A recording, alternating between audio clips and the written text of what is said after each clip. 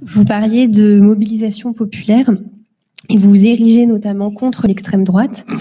On remarque toutefois un certain nombre de points communs entre votre électorat et celui de Marine Le Pen, par exemple. Des électeurs qui ont un patrimoine plutôt faible, qui ont une situation économique et sociale moins favorable que celle de leurs parents avant eux.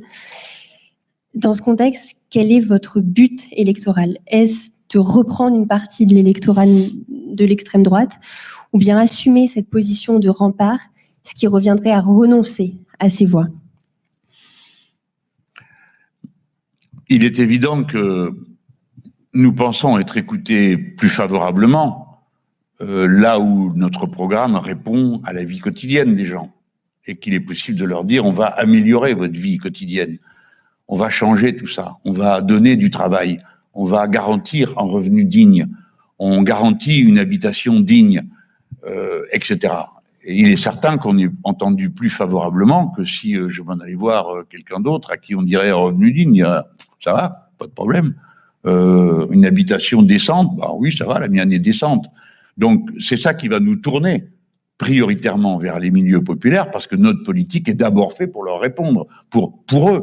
Nous aspirons à être la représentation politique de ces milieux, et d'une certaine manière, on l'est socialement, par exemple par la composition du groupe La France Insoumise à l'Assemblée nationale. Nous avons fait entrer la première aide-soignante de l'histoire du Parlement. Le coordinateur de notre mouvement est lui-même un BTS. Donc nous sommes un peu à l'image, pas assez, mais nous le sommes. Mais le discours politique que je porte n'est pas adressé à une catégorie, je ne suis pas un parasyndicaliste ou un super syndicaliste, il s'adresse à la France. Il lui propose des perspectives, par exemple, quand on parle de politique étrangère, ben, c'est pour tout le monde. Hein. Quand on parle de politique de l'emploi aussi, c'est pour tout le monde. Quand on a un programme économique qui est bâti sur le volontarisme d'un redéploiement massif dans d'autres directions que celle, par exemple, que le nucléaire, tout ça, ça concerne tout le monde. À la fin, tout le monde devra s'y mettre. Donc, le programme, il ne s'adresse pas à une catégorie, il s'adresse à tout le monde. Et moi, je fais le pari, si vous voulez, que, par exemple, des gens qui ont une situation financière plus confortable que d'autres ben, font le choix d'être insoumis. Hein. C'est Madame Balasco qui avait eu un jour une formule que j'ai trouvée superbe. Elle avait dit « La morale, ça peut pas être profite et tais-toi ». Et je connais des gens qui sont insoumis.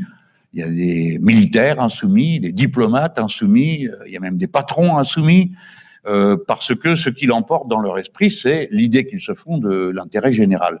Et je suis persuadé que les gens qui sont de l'autre côté, qui ne sont pas d'accord avec nous, qui sont en opposition, eux aussi ne raisonnent pas seulement d'après eux-mêmes.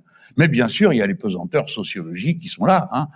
C'est pas très commode à entendre si vous êtes un des 9 milliardaires qui possèdent 90% des médias de ce pays, de s'entendre dire que, nous allons nous empêcher et briser les monopoles médiatiques, et deux, qu'on va leur faire les poches.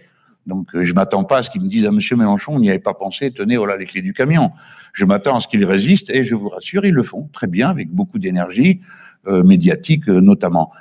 Mais au-delà de ce petit noyau, le reste du pays, moi, je fais le pari de l'intelligence. Si quelqu'un trouve que je parle trop fort ou que j'ai des trop gros yeux et que je bouge trop les mains, je me dis, il va pas s'arrêter à ça. Plus vous êtes éduqué, plus vous êtes cultivé, plus vous allez aller au-delà de l'apparence. Vous êtes supposé être comme ça. Donc faisons le pari de l'intelligence. Moi, je suis persuadé que c'est le pari gagnant. Après, on convainc ou pas. Hein. Et si vous ne rejoignez pas mon raisonnement, je ne me contenterai pas de me dire, c'est un gosse de riche, il en a rien à fiche. Je me dis, je l'ai pas convaincu. La faute de pas convaincu, elle est au pas convaincant, pas au pas convaincu. Je dis ça aussi pour le pass sanitaire. Hein.